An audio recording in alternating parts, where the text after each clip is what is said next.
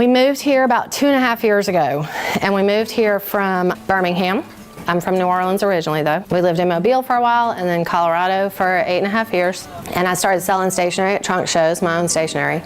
And then my sister came home from a mission trip, and she's very, very business-minded. So she just told me, she's like, Ginger, you really have something here. We should turn this into a business. So we incorporated, and the first year we did 10,000 Christmas cards that we handmade, every one of them. And then one thing led to the next, and then we moved down here, and I had what was supposed to be predominantly studio and like 1/6 of it a little retail nook, just to kind of help offset the rent.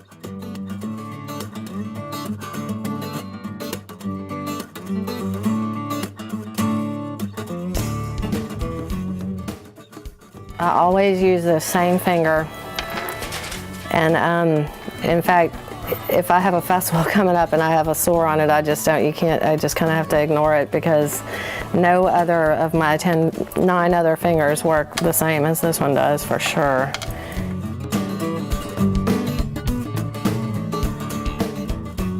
Being in South Walton has definitely catapulted my career. Nobody else was doing what I was doing when I first moved here. And so it was a unique product that a lot of people were attracted to. It had a lot of meaning and inspiration.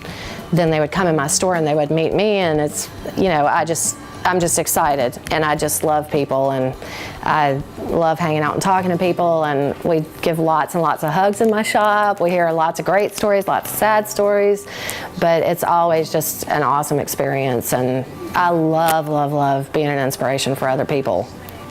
I would definitely say that this is kind of my embracing South Walton and this area and New Orleans, because in New Orleans, with all the humidity and there's so much iron everywhere, it all patinas with a verdigris patina as opposed to just rusting. And so verdigris is something that I grew up with and took for granted living in New Orleans, and as I became an adult realized that that's not everywhere.